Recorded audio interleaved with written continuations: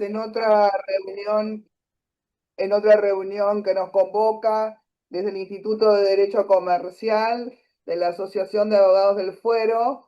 Tengo el gusto de presentar hoy un tema que realmente es importante desde todo punto de vista, dado que es de radical importancia la responsabilidad, la viabilidad de la responsabilidad de los directores en los entes societarios. Hoy particularmente vamos a ver la responsabilidad en la gestión de los directores en los entes societarios y también vamos a llevar a cuestiones de la incumbencia también de la Asociación de Abogados del Fuero, qué es lo que sucede con las acciones laborales realizadas contra los directores en las sociedades anónimas. Eh, Juan Ignacio Recio nos va a ilustrar con un desarrollo en general de lo que atañe a la responsabilidad del directorio. Y después, por último, vamos a tratar el último fallo recientemente que ha recaído en la Corte después de un largo proceso desde el año 2014 hasta el 2025, el caso que ha llegado a la Corte de Oviedo contra Telecom y otras dos empresas que lo vamos a ver y desgranar en particular. Bueno, en este momento voy a presentar al doctor Juan Irrecio, más bien conocido como Juan Irrecio, Juan Ignacio Recio, que es abogado y contador público, es graduado en la UBA, es profesor asociado a cargo de la Cátedra de Instituciones de Derecho Privado de la Facultad de Ciencias Económicas en la UBA, es profesor también de Derecho Procesal, es secretario del Instituto de Derecho Contable y también, bueno, entre otras especialidades y títulos, es autor de innumerables artículos de doctrina en materia societaria. Y además está decir que es socio también del estudio Javier Dubá Españolo, con lo cual lo conocemos muy bien y es un máximo referente en materia societaria en todos los institutos del derecho de las sociedades. Así que bueno, no tengo más nada por ahora que agregar. Luego de la exposición de Juani, se va a abrir un espacio a preguntas, interrogantes y debates que creo que va a estar muy jugoso para poder desmenuzar y llevarnos lo que tanto necesitamos los profesionales, algunas conclusiones a la hora de evaluar estrategias cuando debemos iniciar alguna acción. Juani, te damos la palabra, muchas gracias. Bueno, Lu, muchas gracias por la invitación, por la introducción y por la invitación a la asociación y a todos sus integrantes. Siempre es lindo tener un espacio donde discutir, conversar, intercambiar ideas. Yo les preparé un pequeño pantallazo de la responsabilidad de los administradores societarios, enfocado fundamentalmente en la responsabilidad de los directores en las sociedades anónimas, que es el tipo de mayor complejidad y donde la responsabilidad se encuentra eh, eh, regulada de forma más acabada, para luego introducirnos en lo que hace específico a la responsabilidad por las obligaciones laborales, que ha tenido una evolución jurisprudencial, una serie de fallos desde hace unos 25 años y que tuvo una nueva vuelta de tuerca con el reciente caso de la Corte en la causa Oviedo, que nos va a obligar a replantear ciertas cuestiones y a repensar muchas estrategias, tanto para quienes sean parte actora como aquellos que sean parte demandada, porque es un fallo que deja mucha tela para cortar. Eh, la responsabilidad de los administradores siempre es una cuestión bastante álgida y compleja, porque se inserta en una estructura orgánica, en una estructura organizacional, y es una figura por la cual se pretende que responda quien se encuentra a cargo de la administración, sea por obligaciones que naturalmente son de la propia sociedad, del propio ente, o por sus propios incumplimientos. Y acá entra en juego la cuestión de la personalidad diferenciada, que como le decía, se inserta dentro de lo que es la estructura orgánica de la sociedad. Aparece la cuestión un poco más compleja de todo lo que tiene que ver con la teoría del órgano, que hace que el administrador de una sociedad no sea un mero mandatario.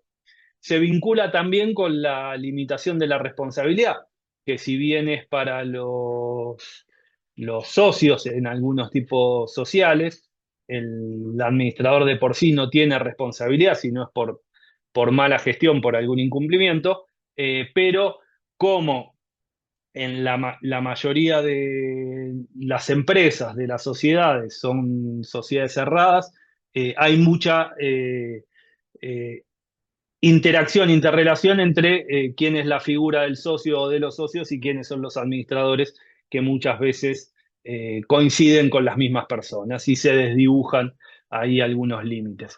Y cuando avanzamos hacia estructuras más complejas, hacia las grandes compañías, aparece la cuestión de la separación entre la propiedad y la gestión, donde la propiedad de la empresa está en cabeza de los accionistas, más o menos atomizado si es una sociedad que hace cotización, mientras que la administración está en cabeza del directorio, que no necesariamente son accionistas o no necesariamente son quienes revisten la mayoría del capital, y está la cuestión de cómo estos rinden cuentas, administran y gestionan frente a estos inversores. A su vez, estamos ante una responsabilidad de tipo profesional, porque se presupone que quien asume la dirección y administración de una sociedad comercial debe tener cierto expertizaje en los negocios y conducirse como tal. Entonces también la conducta y sus responsabilidades las vamos a mirar con otros ojos, ¿no? Como nos decía el viejo artículo 902 y 906 y 909 del Código Civil, que hoy están replicados también en nuestro Código Comercial. También está la cuestión de los conflictos de intereses, ¿no? Porque estamos ante la responsabilidad de sujetos que administran y disponen de un patrimonio que no es propio, que es de la sociedad y que indirectamente le corresponde a los socios. Entonces, puede haber situaciones en las cuales eh, pueda llevar a que intenten sacar provecho de esa situación en beneficio propio y en detrimento de la sociedad. Y aparece también un concepto muy difícil, muy abstracto, complejo y difícil de desentrañar, que es el del interés social, que es el que deberían resguardar. Interés social que tradicionalmente lo entendemos como el interés común de los socios que se agrupan, aunan esfuerzos, aunan capitales para llevar adelante un proyecto y participar en los beneficios que este proyecto genere o, bueno, asumir de alguna manera esas pérdidas. Pero ese interés social como mira y norte de la gestión, que en lo que es la literatura de administración de empresas se identifica muchas veces con maximizar el valor para los accionistas. Esa concepción ha ido mutando y se ha ido ampliando con el correr de los años para incorporar el concepto de los stakeholders por oposición a los accionistas o stockholders.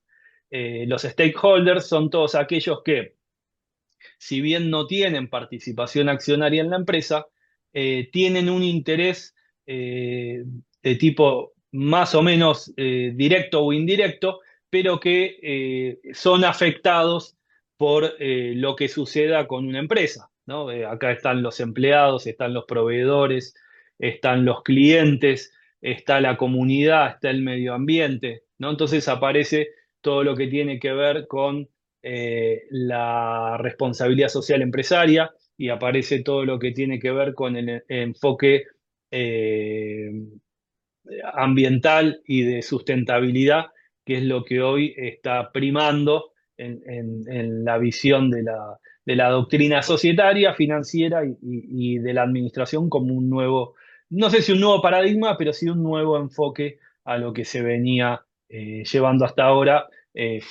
enfocado puro y duro en el deber de lograr beneficios para los accionistas. Hoy se considera que esto no necesariamente es a cualquier costo y que los administradores deben no solo priorizar el lucro, sino también la sostenibilidad del negocio y su impacto en el largo plazo.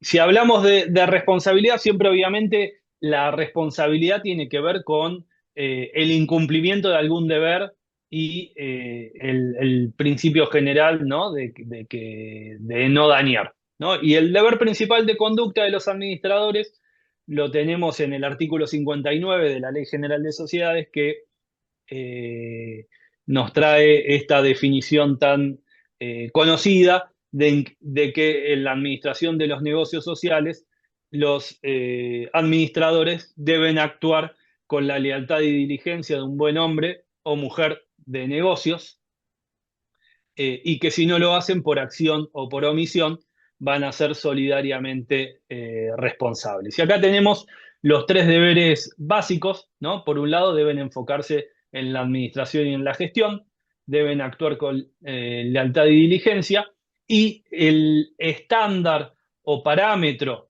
que se toma es el del buen hombre o mujer o buena persona de negocios. ¿Qué significa cada uno de estos, ¿no? El deber, hay dos grandes deberes que tienen los directores. Por un lado está el deber de lealtad y por otro lado tenemos el deber de diligencia. El deber de lealtad se enfoca fundamentalmente en estas situaciones de conflictos de intereses. Conflictos de intereses por los cuales quien asume el deber de administrar una compañía debe priorizar los intereses de la sociedad por sobre los suyos propios, y en todos aquellos casos en los cuales eh, no se dé esto o pueda no tener un criterio objetivo y podría darse una situación en la cual ponga sus intereses por sobre los de la sociedad, debería, cuanto mínimo, hacerlo saber, apartarse o abstenerse, ¿no? Acá hay ciertas normas explícitas en la ley. Por un lado, los administradores no pueden competir en forma directa o indirecta con la sociedad. Eh, en los accionistas sí lo pueden hacer, pero aquel que es director no lo puede hacer. Deben evitar el conflicto de intereses, y si en alguna cuestión tienen un interés contrario al de la sociedad, deben abstenerse de votar. Esa es una obligación que impone la ley, porque lógicamente no podrían participar en alguna cuestión en las cuales ellos podrían beneficiarse o sacar provecho de la decisión que tome el directorio en el que ellos mismos participan. Tampoco pueden aprovechar oportunidades de negocio en beneficio propio. En la administración de una empresa se pueden dar muchas situaciones en las cuales ciertos negocios o transacciones puedan ser desviados hacia otras empresas, o puedan ser hechos en forma personal por el director. Y bueno, hacerlo de esa manera implica una violación del deber de lealtad y podría generar responsabilidad. Y la ley de sociedades también regula la autocontratación, es decir, el contrato que pueda hacer el director con la sociedad que él mismo administra o en cuyo órgano de administración participa, que solamente lo va a poder hacer si hace al objeto ordinario de la sociedad y es en condiciones de mercado. Si no, ese contrato debería ser expresa y previamente autorizado por la Asamblea. Y por otro lado, tenemos el deber de diligencia, que quizás es más fácil en su comprensión, pero es más difícil en encontrar o diferenciar las situaciones en las cuales se quiebra o no, porque el director obviamente debe obrar con profesionalidad, debe obrar con dedicación, debe obrar de acuerdo a las reglas de la administración de negocios, como el buen hombre de negocios, como este estándar de profesionalidad que pide la ley, y debe poner todo su empeño en la administración y evitar incurrir en actos dolosos o negligentes que serían los que implicarían una violación del deber de diligencia, ¿no? Acá un obrar contrario a la diligencia sería un obrar culposo, ¿no? En la definición genérica de culpa, de la omisión de las diligencias o cuidados que requiere una situación determinada, y el dolo ya implicaría una actuación deliberada con el intento de sacar provecho o de causar un daño, un perjuicio, o como dice hoy el código, en una definición que es muy importante, cuando se actúa con desaprensión, con notoria desaprensión de los intereses ajenos, ¿no? Que es algo que muchas veces podemos ver en algunos actos. La cuestión con el deber de diligencia, con lo que hace en la administración, o la dificultad que plantea, es que es una obligación de medios, porque el administrador no compromete un resultado, no asegura que al negocio le va a ir bien, no asegura que los accionistas van a ganar plata, porque él podrá poner su mayor empeño en el desarrollo del negocio, pero luego está sujeto a toda una serie de alias y contingencias que puede hacer que la cosa marche bien o no, o como ocurre en la gran mayoría de las veces, que haya periodos buenos y periodos malos, y que esto no dependa necesariamente de una cuestión de deficiente gestión. Lo que tiene que ver con la gestión, eh, acá aplica eh, la regla que viene del derecho anglosajón, de la Business Judgment Rule, que lo que nos dice fundamentalmente es que las decisiones de gestión de los administradores societarios no pueden ser objeto de revisión judicial. Es decir, un juez no puede revisar si un directorio administró en forma correcta o incorrecta, sino si fue acorde a la ley o no, porque si no se estaría entrometiendo en la administración de una empresa privada, que es una cuestión que por regla no es justiciable, sino lo que puede revisarse judicialmente y conducir a algún tipo de responsabilidad tiene que ver con el proceso y el contenido de la decisión, si es contrario a la ley, el estatuto o el reglamento, pero no la decisión en sí. Lo que sí es revisable es el proceso decisorio. Es decir, si las decisiones fueron tomadas cumpliendo con todos los pasos legales de información y de documentación que exigía el caso. Por ejemplo, el directorio puede resolver vender un inmueble, ¿no? Y puede aceptar o no un precio que se le realiza una oferta. Y eso, en principio, no podría ser luego revisado judicialmente si fue un buen negocio o un mal negocio. Pero sí lo podríamos impugnar de acuerdo al proceso decisorio. Por ejemplo, hubo tasaciones o no hubo tasaciones, hubo un proceso de venta adecuado o se aceptó una oferta sin contrastarla con ninguna otra. Entonces, lo que es revisable judicialmente es el proceso decisorio y no la decisión en sí, siempre y cuando esté dentro de pautas de razonabilidad y de un procedimiento adecuado y debidamente informado. El deber de diligencia también se relaciona con enfocarse en el cumplimiento del objeto social y no con otras actividades. Y aunque dijimos que es una obligación de medios, la de los administradores, es de medios fundamentalmente la obligación de gestión. Pero hay otros deberes que son de resultado, o sea, o por lo menos si tenemos que ubicarlos en uno de los dos extremos, lo podríamos ubicar en obligaciones de resultado. Por ejemplo, lo que tiene que ver con el llevado de la contabilidad, la presentación de los estados contables, el cumplimiento de las formalidades legales, la convocatoria anual a la asamblea de accionistas para tratar el balance, la presentación del balance dentro del plazo que prevé la ley, eh, el respeto de los derechos de los accionistas, el responder a los pedidos de información que se cursen en tiempo y forma, etcétera. Hay ciertas obligaciones que no son de medios, sino que las podríamos ubicar en un caso de obligaciones de resultados.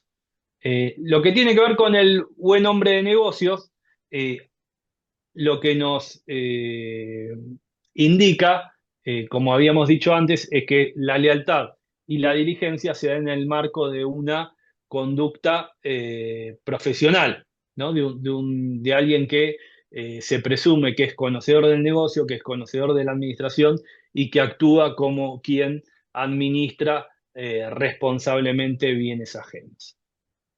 En lo que hace específicamente a los directores de las sociedades anónimas, eh, tenemos una regla más específica y más agravada de responsabilidad, en los cuales, como el directorio por regla es un órgano colegiado, se les impone a todos los directores responsabilidad solidaria por mal desempeño en el cargo, sea por acción o por omisión, ¿no? Y el mal desempeño en el cargo implica el incumplimiento del deber de lealtad, puede implicar el incumplimiento del deber de diligencia, ¿no? De gestionar según el estándar del buen hombre de negocios, o también por la violación de la ley, los estatutos, el reglamento, o también si el directorio incumple decisiones previamente adoptadas por la Asamblea.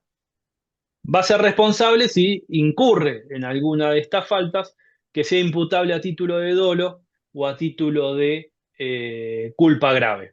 La cuestión de la culpa grave, de si es culpa leve o grave, nuestro sistema de responsabilidad en general no distingue, no hace una graduación de culpas, con lo cual acá el consenso doctrinario es que se rige por los principios generales en materia de responsabilidad y que no es una culpa, digamos, no debe requerirse un incumplimiento extremo, sino que basta con acreditar la negligencia para que pueda accederse a la responsabilidad. La cuestión de la culpa grave o de exigir un estándar más grave en cuanto a la negligencia tiene que ver fundamentalmente con la Business Judgment Rule, con el tema de la revisión de decisiones que podríamos encuadrar más bien como una decisión de negocios. Pero para que un director o un grupo de directores pueda ser responsabilizado, no basta con demostrar el incumplimiento del deber de lealtad, de diligencia, de que no actuó como un buen hombre de negocios, sino que deben estar cumplidos los cuatro presupuestos de la responsabilidad civil, ¿no? La ilicitud, que estaría dado por la falta de los deberes que vimos precedentemente. Tiene que haber un factor de atribución.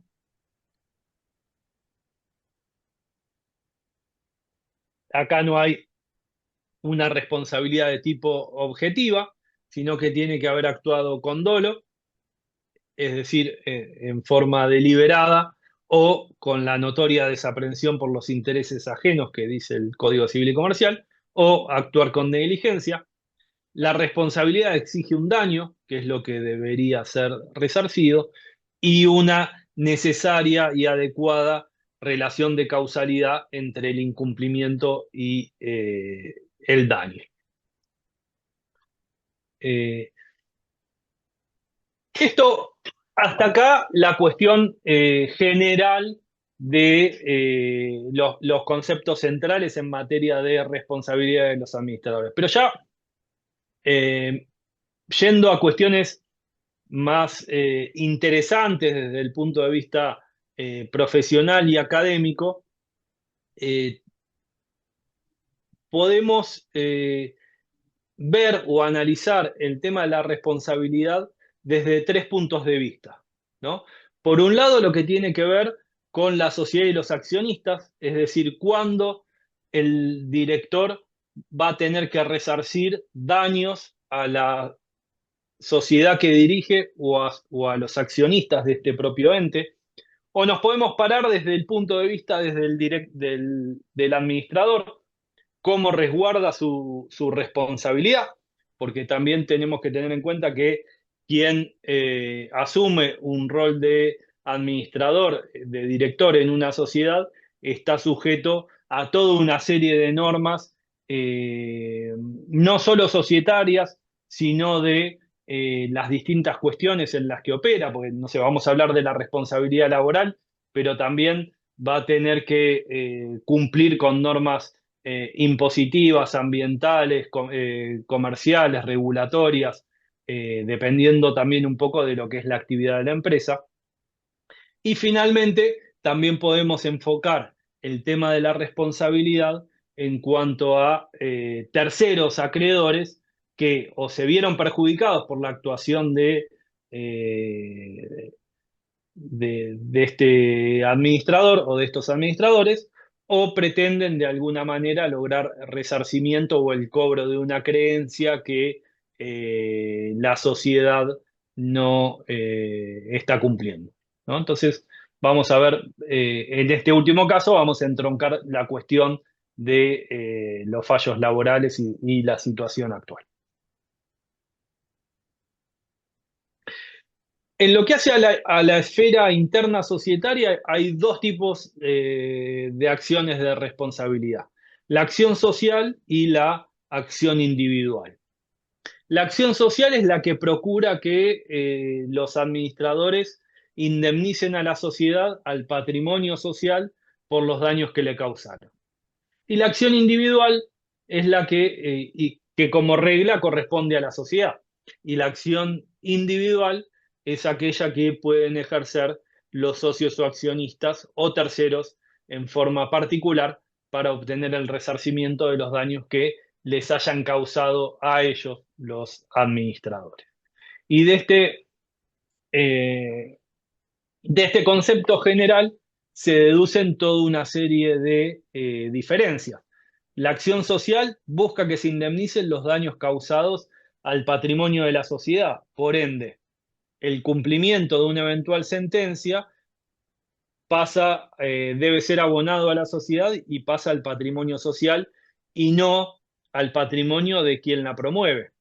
Requiere una previa decisión de la asamblea, por tratarse de una acción de la sociedad, tiene que ser decidida orgánicamente por la sociedad, implica la remoción con causa de los directores cuya responsabilidad se declara.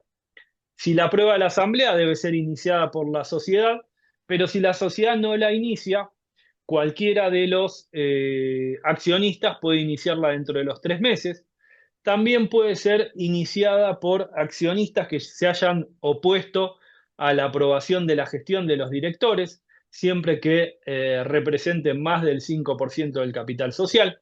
Este es el supuesto más típico de acción social de responsabilidad, porque normalmente como los administradores son los socios mayoritarios, muchas veces es difícil lograr aprobaciones de acciones de responsabilidad, incluso computando los votos que deben abstenerse.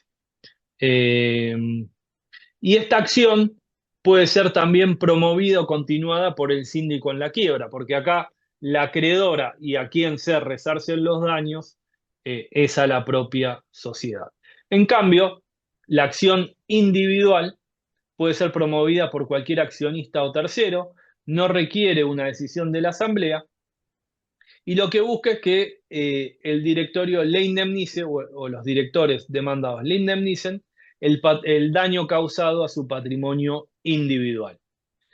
Y acá la jurisprudencia es bastante tajante y unánime en el sentido que no admite el ejercicio de la acción individual para obtener el resarcimiento de un daño patrimonial indirecto.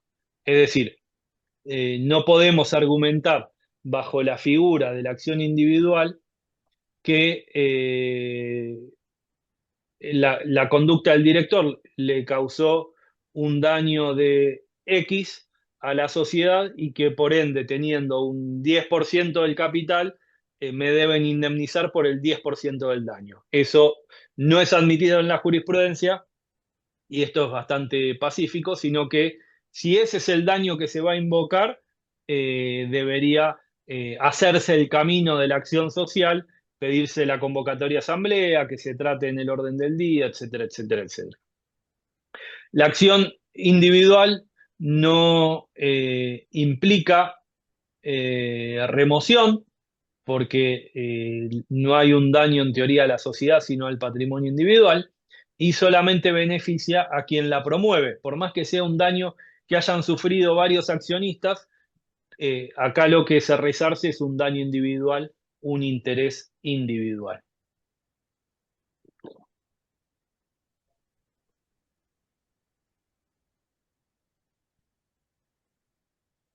Y la otra cara de la misma moneda es cómo se protege el director, ¿no? El director que puede ser atacado por acciones de responsabilidad de socios o terceros, ¿cómo se resguarda? ¿Cómo hace para que ante un acto que él considere que le puede acarrear algún inconveniente, cómo puede evitar ser responsabilizado posteriormente? Es fundamental que los administradores documenten sus actos y sus procesos decisorios, es decir, cómo llegaron a votar o adoptar una determinada decisión.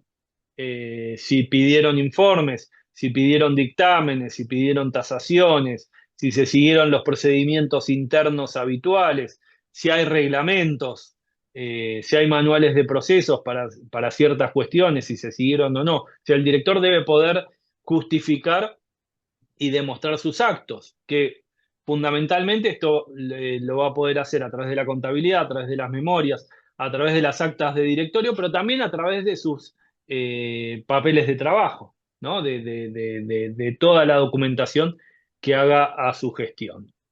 Eh, la aprobación de la gestión por la asamblea también implica una exhibición de responsabilidad, salvo que medie oposición del 5% del capital social. Eh, una cuestión muy importante en los directorios plurales, es que si bien la responsabilidad es solidaria, es decir, todos responden en forma solidaria y limitada, el director que vota en contra de una decisión, por el solo hecho de votar en contra, no se exime de responsabilidad, sino que va a tener que dejar constancia escrita de su disenso y denunciar la situación ante el síndico, si hubiera, y de esa manera va a poder quedar eximido de esta responsabilidad solidaria. Si no hace nada, si lo único que hace es votar en contra, queda igualmente comprendido en la responsabilidad solidaria.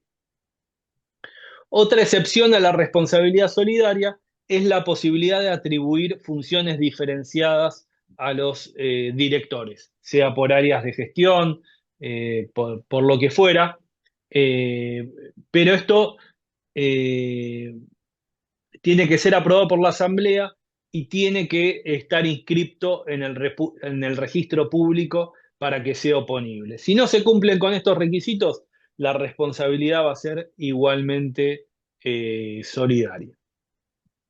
Otras cuestiones importantes y que se pueden proteger, y como se pueden proteger los directores, muchas veces en los directorios plurales, los directores actúan en representación o no como mandatarios formalmente, pero son designados por uno más accionistas en forma puntual y responden a sus intereses. Es aconsejable requerir, previo a aceptar el cargo, una carta de indemnidad, es decir, una carta por la cual, si se les atribuye responsabilidad eh, por alguna cuestión, siempre y cuando obviamente no implique dolo o culpa grave, pero por responsabilidades solidarias que se les pueda imputar, que aquel que los designó deba asumir los gastos y costos que todo esto implique. Hay seguros también que pueden contratar los directores y que de esa manera poder tener un resguardo en caso de ser pasibles de algún tipo de acción de responsabilidad.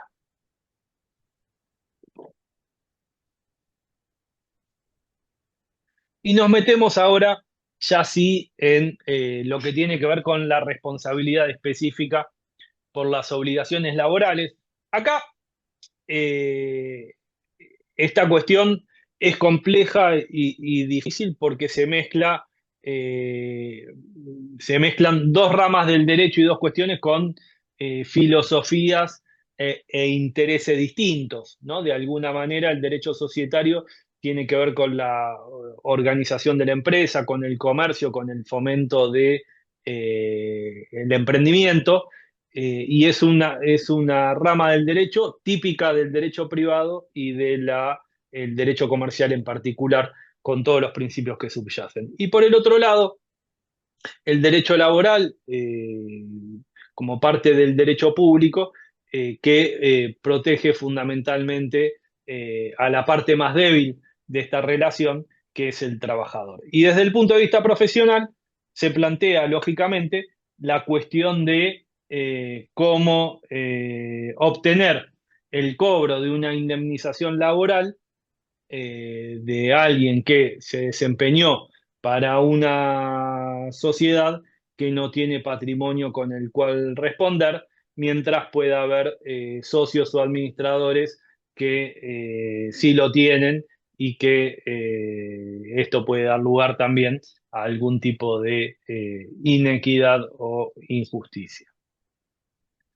Eh, con esas cuestiones en mira, hay dos ya fallos muy conocidos por ustedes, que son los casos emblemáticos que abrieron toda la jurisprudencia de la Cámara del Trabajo en materia de responsabilidad de directores y socios, el fallo Dukelski y el fallo Delgadillo.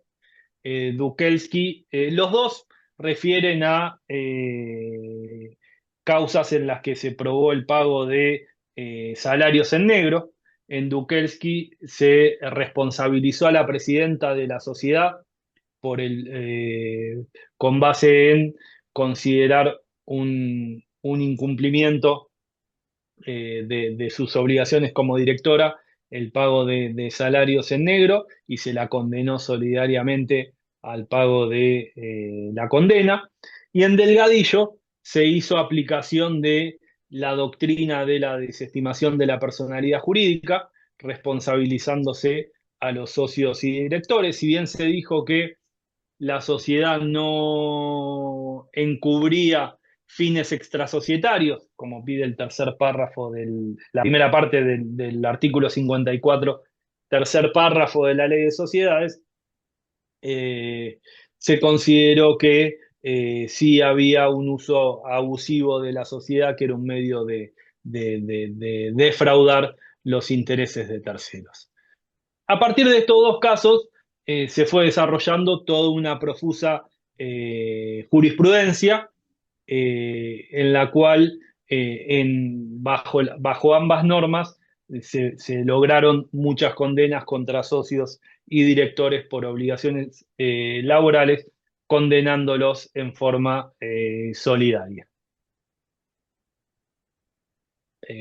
esta interpretación y aplicación de tanto de los mecanismos de responsabilidad como de la teoría de la desestimación de la personalidad jurídica, eh, se enfrentan a una serie de críticas de lo que es la aplicación y la doctrina societaria, porque por un lado hay cierta, digamos, se va más allá de la responsabilidad, ¿no? Sino que en general las condenas atribuyen directamente solidaridad por la totalidad de la sentencia, considerando que la solidaridad es propia de los principios del derecho al trabajo y que no podría dividirse las obligaciones cuando las normas, y en particular el artículo 74 y 59 de la Ley General de Sociedades, están pensadas para un esquema de responsabilidad civil, en los cuales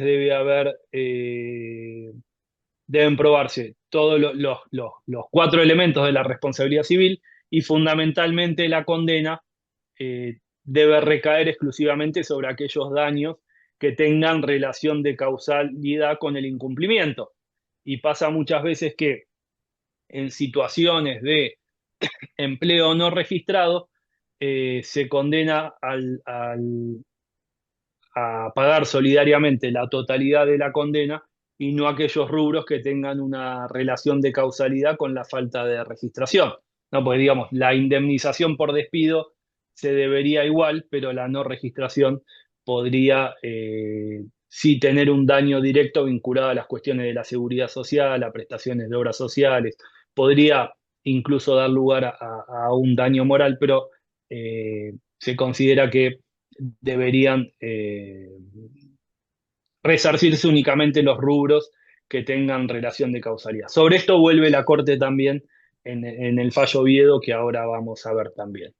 Y luego, muchas veces se ven fallos en los cuales se aplican indistintamente las normas de responsabilidad y de desestimación de la personalidad jurídica, que también están pensadas con principios, ámbitos y consecuencias diferenciadas, porque la responsabilidad, como les decía, busca generar una indemnización por daños, mientras que la desestimación busca imputar consecuencias a socios y controlantes que no necesariamente son los administradores y directores y tiene sus presupuestos específicos en la actuación de la sociedad con fines extrasocietarios, es decir, aquellos que no correspondan al objeto social, que no correspondan a la producción o intercambio de bienes y servicios. En cambio, la responsabilidad lo que busca es reprochar un actual doloso o negligente. Esta jurisprudencia de la Cámara del Trabajo tuvo cierta respuesta en dos fallos de la Corte de principios de los 2000. Primero fue el caso Carballo en el año 2002, Carballo con Cammar, que se había responsabilizado a un director por incumplimiento de las normas de el buen nombre de negocios. Y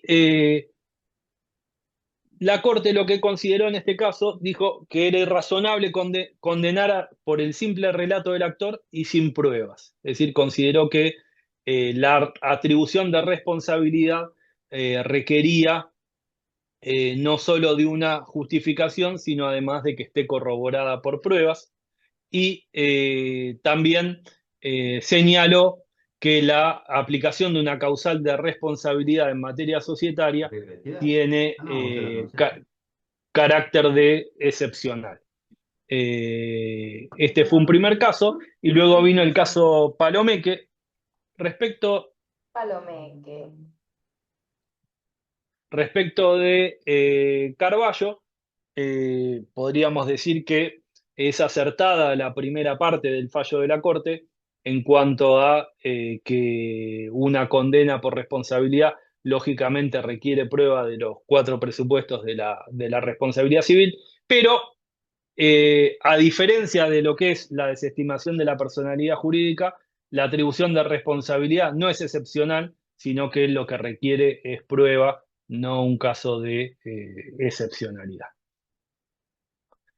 Y el caso Palomeque, del 2003, este es un caso de desestimación de la personalidad jurídica, y acá la Corte hace una aplicación de este instituto conforme lo que es la doctrina mayoritaria que lo analiza, al menos en la literatura societaria, remarcando el carácter excepcional del instituto, ¿no? Para prescindir de la personalidad jurídica de una sociedad se requiere una prueba concreta y contundente de los presupuestos del artículo 54, pero la Corte acá va un poco más allá y dice que no se probó que la sociedad haya sido constituida en abuso del derecho y para violar la ley.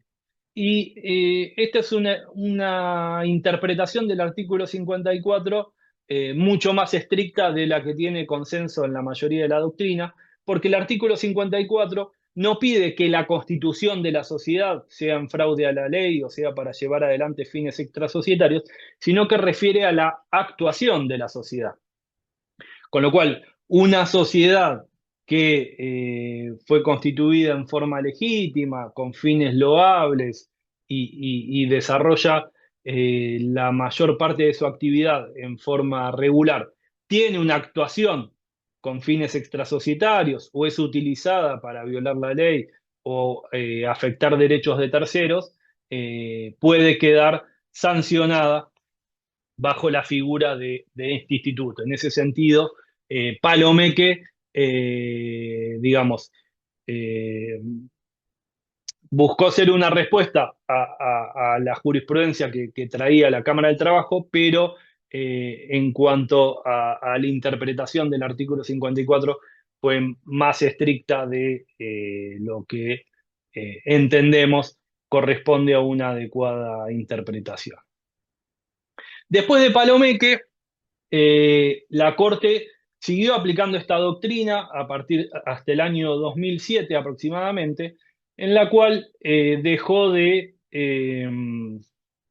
abrir los recursos extraordinarios contra sentencias que se apartaban de Palomeque.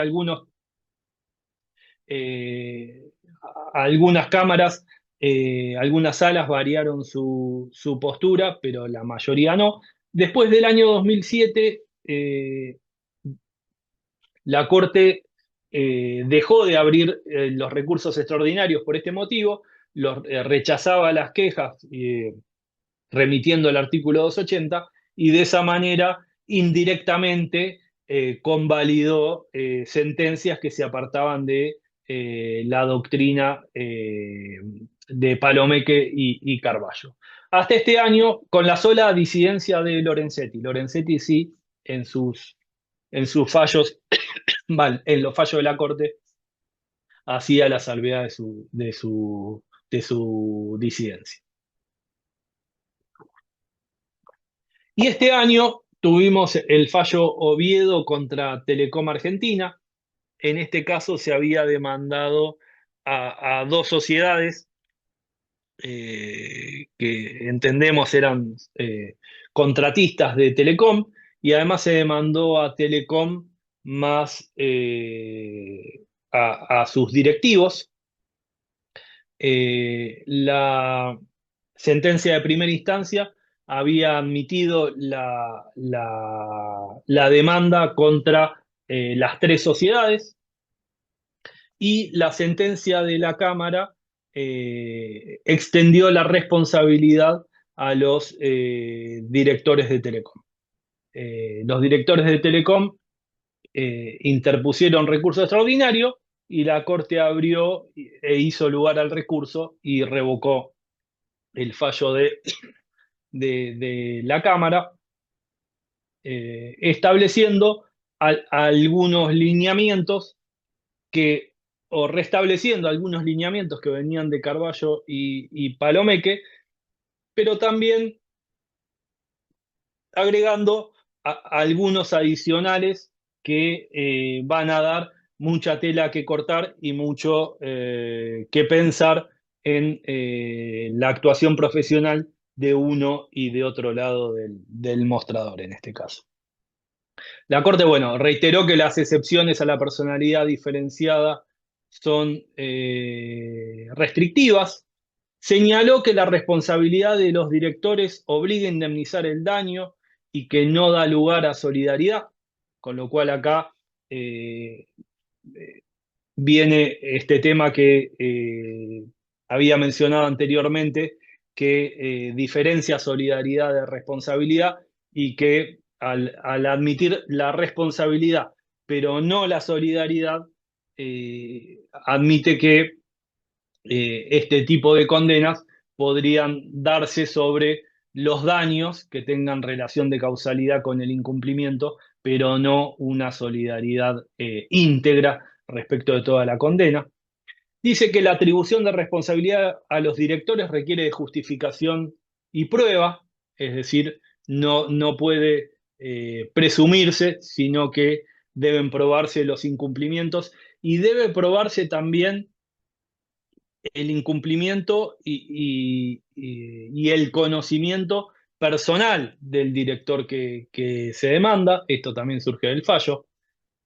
Y algo que es muy novedoso también, entiendo, no solo para la cuestión laboral, sino también para lo que es la doctrina societaria tal cual la teníamos hasta hoy. Dice, el estándar del buen hombre de negocios varía según el contexto. Y que no es lo mismo aplicarlo en empresas de gran envergadura, en las cuales los directores no pueden revisar personalmente todas las decisiones que se adoptan en la marcha ordinaria de los negocios, sino que eh, debe probarse en estos casos el conocimiento personal o debe probarse que no había un sistema de control y de procedimientos adecuados. Una cosa importante del caso Oviedo, antes de pasar a lo que para mí son y para concluir, son las líneas principales que nos deja el fallo, es que, eh, por un lado, no se revisa la condena a Telecom, sino que su responsabilidad solidaria se le mantiene, sino que lo que se revisa es la condena a los directores y que la Corte no rechaza de plano ni tan contundente como había sido en Carballo la atribución de responsabilidad, sino que la sujeta a la existencia de prueba, ¿no? Eh, es un fallo corto, pero que tiene muchas definiciones interesantes, Palomeque. Como les decía, las posibles consecuencias, porque uno, digamos, puede interpretar qué jurisprudencia está sentando la Corte en Oviedo o qué consecuencias va a tener, pero tampoco sabemos si necesariamente va a ser así o si va a pasar como pasó con Palomeque, que después la propia Corte indirectamente lo dejó de lado. La Corte no descarta la extensión de responsabilidad, sino que la limita desde el punto de vista profesional, va a requerir que ésta sea fundada y que haya pruebas en cada caso concreto.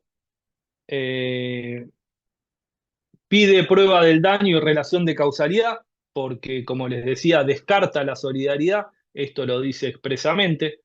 Se vuelve a habilitar el recurso extraordinario por arbitrariedad de sentencia, con lo cual, invocando Oviedo, podrían recurrirse sentencias de Cámara que se aparten de esta doctrina. Eh, Algo importante es que va a haber que probar la actuación o conocimiento individual de los directores. Va a haber que probar que que ese director conocía, estaba, administraba efectivamente, tenía conocimiento de la relación no registrada, de los pagos en negro, porque era el que pagaba, porque era el que daba las órdenes, porque era el que estaba en la empresa. Esto se dificulta más en empresas como digamos, de envergadura y burocráticas, del estilo como era en este caso Telecom, pero quizás en una empresa pequeña o mediana es más fácil. Incorpora el criterio dimensional, eh, ya no es lo mismo demandar a una pyme que demandar a una empresa que tiene estructura jerárquica. Desde el punto de vista del asesoramiento a empresas, eh, a la Corte hacer esta disquisición entre empresas de envergadura y empresas en las cuales los directores no están en todas las cuestiones de gestión ordinaria, va a ser importante como argumento defensivo demostrar la existencia de una estructura jerárquica, demostrar la existencia de controles internos, demostrar que hay manuales de procedimientos y demostrar que hay un sistema de auditorías, porque la defensa del director, valiéndose de Oviedo, bien podría ser que desde el punto de vista organizacional se tomaron todos los recaudos, medidas, procedimientos y controles internos para evitar que ocurran este tipo de situaciones. Y finalmente, esta cuestión de distinguir responsabilidad y solidaridad y y del criterio dimensional en el análisis de las conductas de los directores, entendemos que es extensible a otros ámbitos de responsabilidad, eh, todo lo que tenga que ver con cuestiones regulatorias, con cuestiones ambientales, también podría bien ser traspolada a la cuestión de la doctrina de Oviedo. Y también en el análisis, obviamente, de las acciones de responsabilidad contra directorios de empresas burocráticas. Eh, Como concepto general, Oviedo no niega la posible responsabilidad de directores por obligaciones laborales, sino que lo sujeta a prueba concreta de las conductas de los propios directores y a aquellos daños que tengan relación de causalidad con los incumplimientos que se imputan. Y bueno, eso es todo. Muchas gracias por la atención y quedo abierto a las preguntas que puedan eh, considerar. Muy bien, Juan, la verdad que brillante, la verdad la exposición brillante, muchas gracias. Has dado un panorama macro y micro en todo lo que haga la responsabilidad de los directores. Em, digamos, hay muchas reflexiones para tener en cuenta y la verdad que el fallo Oviedo nos da un panorama puntual. Podríamos decir que más allá de lo que busca el acreedor, y en este caso puntual, ¿no? El acreedor laboral, por supuesto, es el cobro de su crédito, ¿no? El incumplimiento de una obligación que tiene una empresa en el desarrollo de la prestación de servicios y que la solvencia en este caso está cubierta por una empresa que puede, digamos, hacerse cargo de este crédito adeudado, ¿no? En el caso de Oviedo tenemos un incumplimiento en el cese de la interposición de la demanda del año 2014 hasta la fecha. Y que es más gravosa la responsabilidad de un administrador de una pequeña empresa que de una compañía, una corporación que tiene solvencia, ¿no? Esto también tiene mucha miga y mucha tela para cortar. Yo quería saber, y no hablar en mi caso particular respecto a las reflexiones, si alguno de los participantes quiere hacer alguna pregunta o alguna reflexión que aportar o alguna experiencia o alguna cuestión como para, digamos, dar algún tipo de conclusión o algún ejemplo.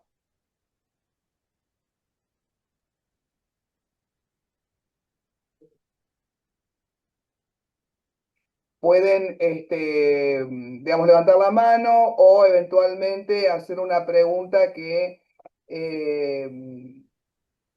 le activamos directamente el micrófono. Lu, creo que no hay preguntas, pero Bueno, no quiero dejar de destacar realmente la disertación del doctor porque fue impecable, clarísima para algunos que no tenemos tanto conocimiento de lo que es el derecho comercial. Y la cuestión societaria, la verdad es que fue impecable, clarísimo. Los conceptos exactos, muy interesante y realmente muy atrapante. Agradezco muchísimo a la comisión este espacio que formaron. bueno, entonces, Muchas gracias, Agustina. Mirá para adelante, por favor. sí, por favor, a ver si te puede ser algo puesto. A ver si Mirá para adelante. este, después, en todo caso, no vas a poder aplicar ningún tipo de responsabilidad por negligencia tuya en la conducción. Eh, Eh, 20, sí, 20. Culpa de la víctima sería. culpa de la víctima. Bueno, entonces, Muchas gracias, Agustina. Eh, todos Tampoco coincidimos es en que, que yo pienso que lo que dije es más o menos lo que me parece, ¿no? Obviamente hay temas opinables y susceptibles de distintas visiones, interpretaciones, y después, bueno, también dependiendo dónde nos toque estar,